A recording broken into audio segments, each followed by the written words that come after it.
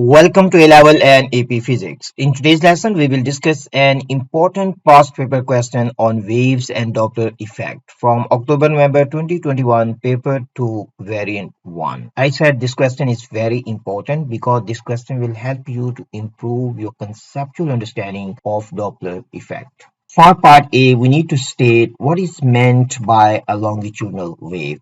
And in our answer, we have to mention direction of transfer of energy. The best example, or simply I can say the simplest example of longitudinal waves is sound. Sound waves are longitudinal waves. Now let's imagine that the wave is moving to the right, means the energy is transferred to the right, or you can say direction of wave is to the right. So simply we can say this is direction of energy transfer. Direction of energy transfer means the wave is moving to the right. Now we need to consider oscillations of medium particles. So if I take one medium particle, let's say this is one medium particle. And so how this medium particle will oscillate? So this medium particle will oscillate to the right and it will oscillate to the left. So this is how medium particle will be oscillating. From here simply we can say the oscillations and energy transfer, they are parallel. So this is what you need to write down. So these are oscillations. So oscillations and energy transfer, they are parallel to each other. And that's all what you need to write down for this question. So now let me show you how you can write down the answer. This is how you can write down answer. Simply you can say oscillations of particles, medium particles, they are parallel to direction of energy transfer. If you write this one, you will get 1 mark. For part B, it is given to us a vehicle travels at a constant speed around wide circular track. It continuously produces sound and the frequency of the sound is 1.2 kilohertz. There is an observer who is standing at a large distance away from the track. And this is shown in figure 4.1. So here is figure 4.1. In this figure, you can see this is the vehicle and this is traveling around circular track. An observer is standing somewhere here. Figure 4.2 shows the variation with time of the frequency f detected by the observer. It is also given to us the time taken for the vehicle to travel once, means to complete one cycle. That time is equal to capital T. So simply you can see from here, so capital T is the time taken by vehicle to complete one cycle, and 2T is the time taken to complete two cycles, and 3T is the time taken for vehicle to complete 3 cycles. On y-axis, this is the observed frequency. So simply we can say this is the frequency observed by observer. So this is observed frequency. Now for part B1, we need to explain why the frequency of the sound detected by the observer is sometimes above and sometimes below 1.2 kilohertz. And 1.2 kilohertz is the frequency of the sound produced by source. Observed frequency, it is given to us, it is sometimes higher than the frequency of the sound produced by source. It is also given to us sometimes observed frequency. This is lower than frequency of the sound produced by source. Now we need to understand why sometimes it is lower and why sometimes it is higher. And that is only possible if there is a relative motion between source and observer. Means there is relative motion between source and observer. So this is the first point we need to understand. Next, we need to understand when the observed frequency is higher than the frequency of the sound produced by a source. Observed frequency will be higher than frequency of the sound produced by source when the source is approaching observer. In this case, our assumption is that observer is not moving. So when the source is approaching, observed frequency will be higher than the frequency of sound produced by source. And the second, observed frequency will be lower than frequency of the source when the source is moving away from observer. So when the source is moving away. And this is due to Doppler effect. Now you see, if you look at this question has 2 marks.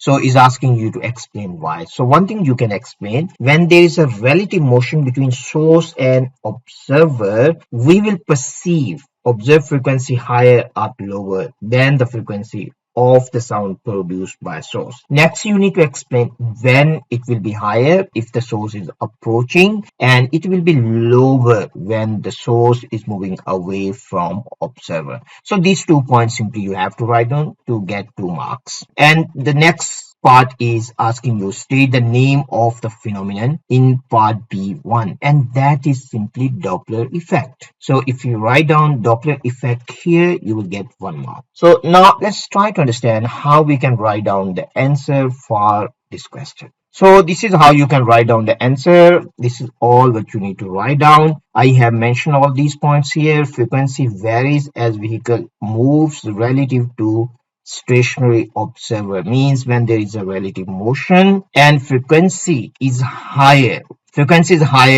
than the frequency of the source when the source is moving towards observer, and when the source is moving away, observed frequency is lower than the frequency of the sound produced by source. So if you write down these points, you will get 2 marks. And the next one is a B mark. Simply you need to write down Doppler effect and you will get 1 mark.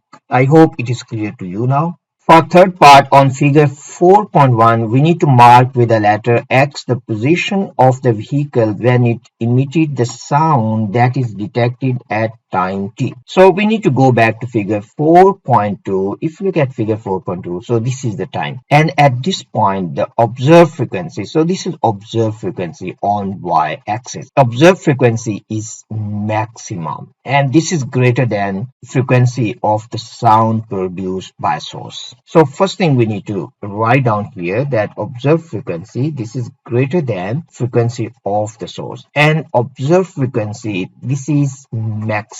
And so this one is maximum. So if the observed frequency is maximum and this is greater than the frequency of the source produced, it simply means that the source is moving towards observer directly, moving towards observer and directly moving towards observer, because this is maximum. So that's the reason we have to mark X here.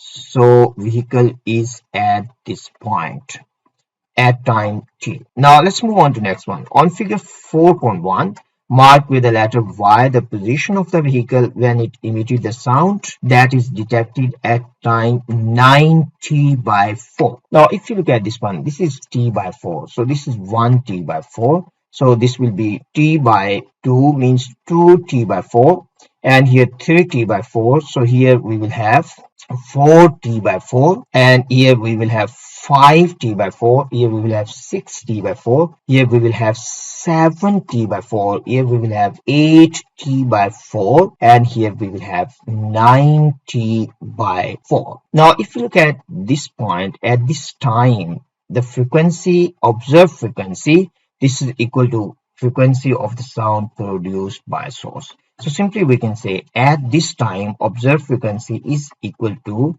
the frequency of the sound produced by source. Now question is asking us to mark that position. So that is possible when the vehicle is here. So in this case you can see if you combine source and observer by this line, you can see the angle between them is 90 degrees. It simply means that there is no relative motion between source and observer.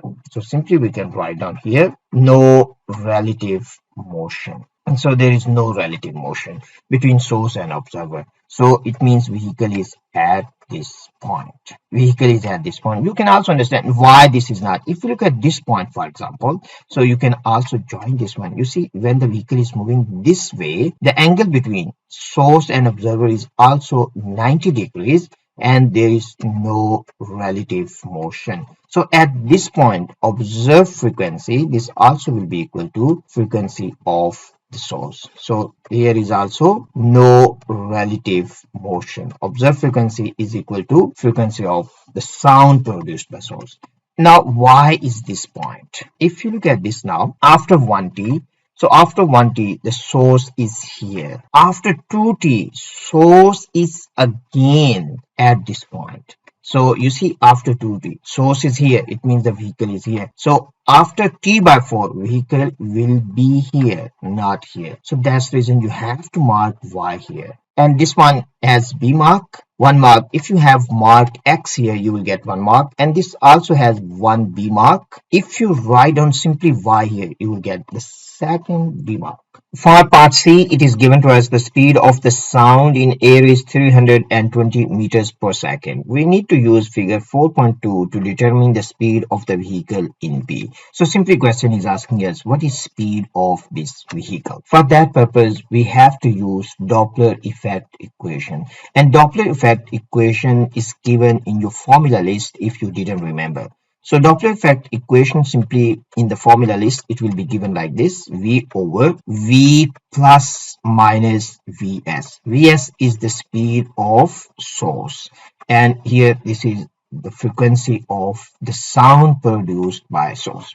In this question, we need to calculate Vs. So we have two options. We can take minimum frequency or we can take the maximum frequency. Means when the source is approaching or when the source is moving away. I will take when the source is approaching. So I will be using F naught is equal to V over V minus Vs. When the source is approaching, I will be using V minus Vs, Fs. So this is the frequency of the sound produced by source. Now simply we need to understand when the frequency is maximum. Frequency is maximum when the source is directly approaching. And that value we have F observe is equal to 1.4 kilohertz. So we can simply write on 1.4 kilohertz. And frequency of the source is given in the question, that was equal to 1.2 kilohertz. You can also read from here. So this is 1.2. So this is 1.2 kilohertz. Speed of sound is given, that is equal to 320 meters per second. Now simply we need to plug in values and we can calculate Vs. So let me plug in these values. So F naught we have, this is equal to 1.4 kilohertz. So this is F naught, and the V is speed of sound, and this is divided by speed of sound minus speed of vehicle. This is what we need to find out, and this is multiplied with frequency of source, and frequency of the source is 1.2 times 10 to 3. And now simply we can find out Vs from here. Vs will be equal to 46 meters per second. So this is our final answer. This question has 3 marks. So here you can see this question has 3 marks. The first mark you will get if you have written this one. You are using the maximum observed frequency or minimum observed frequency, you will get 1 mark. And the second mark is that if you are using this right Doppler effect equation when the source is approaching or when the source is moving away, you will get the second C mark. And the final mark is answer mark. You will get this mark if you got the right answer. Now let me help you a little bit how to rearrange this formula. So maybe some students, they're not clear how to rearrange. So let me a little bit help you with this formula, how to rearrange to get Vs. The simple way to do this one is you can multiply here. So F naught here, we can multiply, cross multiply. So you will get F naught times V minus Vs. And this will be equal to V times Fs. Now we need Vs. So we can divide by F naught on both sides. Means you can divide by F naught here. So you will also divide by F naught here. So we can cancel this one here. So we left with V minus Vs. And this will be equal to V times Fs divided by F naught. We need Vs now. So if we move this Vs, so let me write down here. So V minus Vs, so you can add Vs here. So you have to add Vs on other side as well. So this is Vfs divided by F naught. So we have Vs here. So you can see Vs plus minus we can cancel. Now we have Vs here, but this is Vfs, F naught is here. We can move this one to the left. So what I'm saying is that V minus, and here you have Vf naught, Fs, this is divided by F naught. You can minus Vfs over F naught here. So you also have to minus here. So you will write down Vfs divided by F naught here, and plus Vs we have already here. Now you can see this is negative, this positive cancels. So the Vs finally will be equal to V, this is the speed of sound, minus speed of sound times frequency of the source, means the frequency of sound produced by source divided by observed frequency. So in this formula you can plug in values if you don't know how to calculate from here. So you can just simply plug in values in this one.